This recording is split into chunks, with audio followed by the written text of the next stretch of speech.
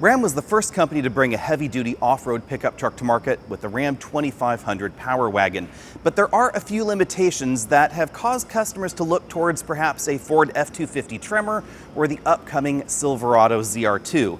Namely the fact that because this model is so dedicated at off-road capability with the electronically disconnectable sway bar up front, a front locker, etc., and off-road suspension, that it doesn't have the kind of payload and towing ability that you might expect out of a 3/4 ton truck. This model, just over 1,300 pounds of payload. In steps the RAM Rebel 2500. This is the solution if you want to do 3/4 ton truck things and have extra off-road capability. This is going to give you up to 3,100 pounds of payload ability, towing capability right in line with the rest of the 2500 lineup, and extra off-road capability with the option of the Ram Cummins turbo diesel engine.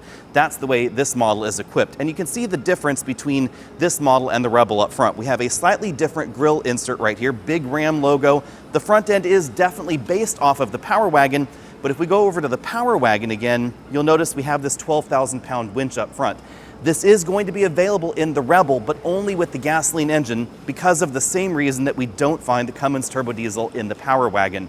The Cummins turbo diesel is a long inline-6 engine, and because of the length and the weight of that, it compromises the area where that winch would have to be installed.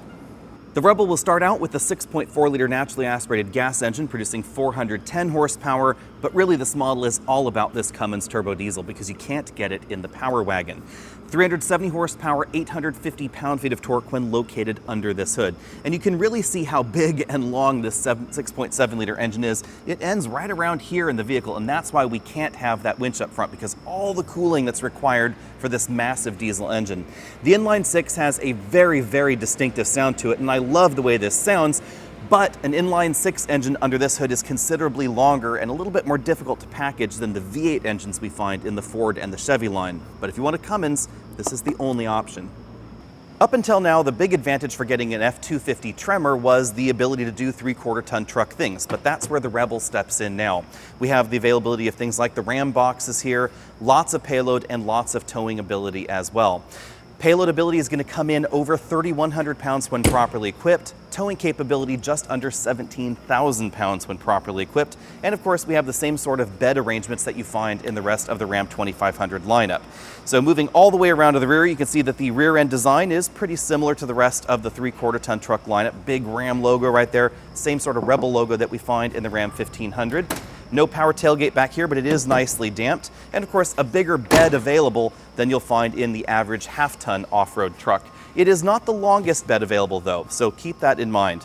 Now, when we take a look at the suspension, you'll definitely notice that we have a different kind of suspension arrangement in the Ram 2500 Rebel. We have the available rear air suspension. That's part of how this gets to that excellent payload ability. It's also likely going to give you a better ride than we find in the Tremor, although I haven't been able to drive it just yet. The air suspension has been a big advantage for Ram's heavy-duty trucks as far as ride quality goes, because it can load level the rear suspension, allow them to give you slightly softer springs for better ride, but then compensate for that with the airlift in the rear. No airlift up front, so this is not a four-corner air suspension like you find available in the Ram 1500.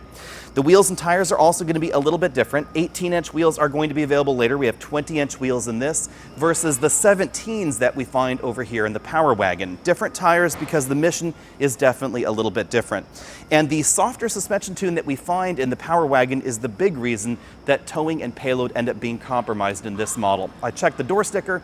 This particular Power Wagon comes in at just 1,300 pounds of payload ability, and it's pretty common to find a Ram 1500 Rebel with higher payload and higher towing ability than the Power Wagon.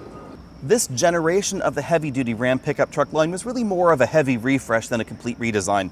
So we find the same seat frames that we found in the pre-refresh Ram 2500 and 3500, meaning these are not as adjustable nor as comfortable as the current generation 1500.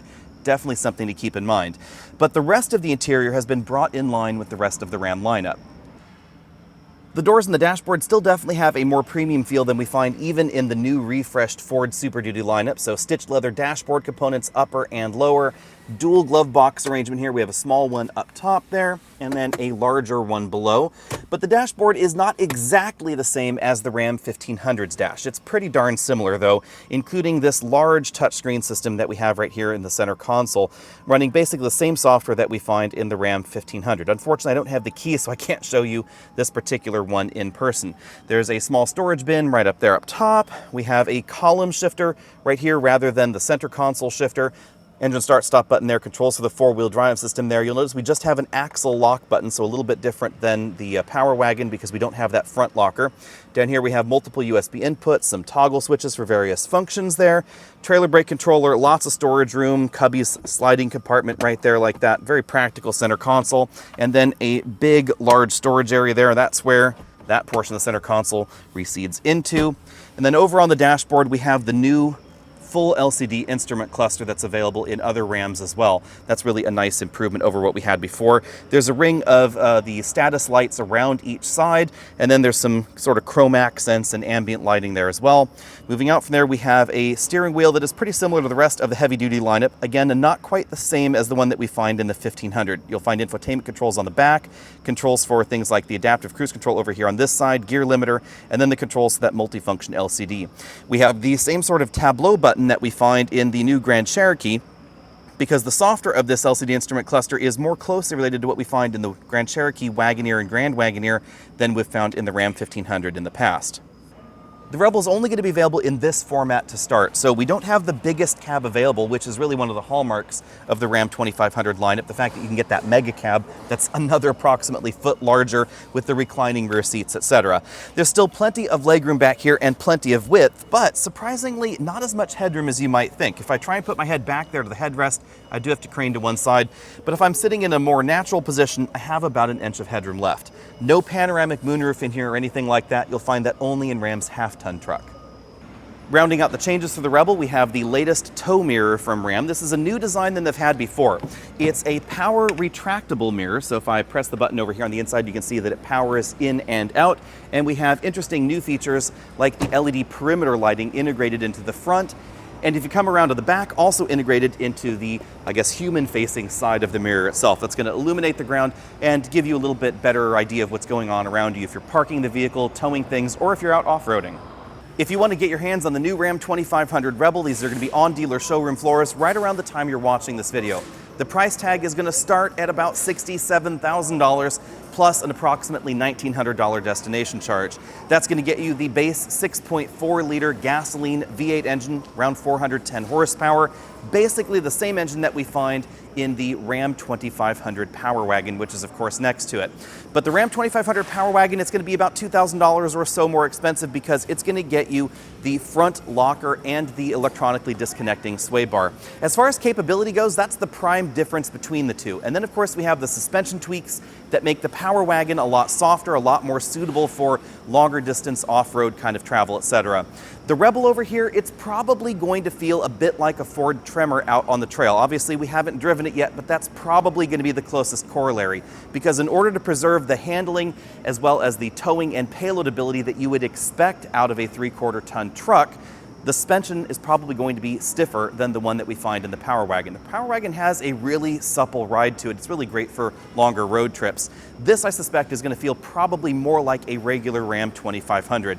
Although, with the rear air suspension that we find in this model, it's probably going to have a better ride than we find in the new off-road trims of the Silverado, or of course that refreshed 2023 Ford F-250 Tremor. It seems like a real mouthful there. So if you're looking for one of the most capable trucks in this segment and you're looking for a diesel, definitely put this on your shopping list. The only thing to keep in mind is that we still just have a 6-speed automatic transmission behind that Cummins turbo diesel, and that's something that I really wish Ram would address soon, because now all of the competition has a 10-speed automatic transmission behind their diesel engine, and that really does have a big advantage when you're actually towing or hauling at the limit. If you haven't already done so, hit that subscribe button down there at the bottom of your screen so you can be updated on all of our videos, including tons of content from the Texas State Fair. And if you want to see one of these in person, come out to the State Fair. You can get your hands on one, see it in person, see it right next to the Power Wagon, and of course, next to the ultimate in bonkers truck, the Ram TRX right next to it. So be sure and find us on social media, Facebook, Twitter, Instagram, etc. Head on down to the fair and take a look at the Rebel if you're interested in 3/4 ton off-road capability with just a touch of towing ability as well. See all of you later.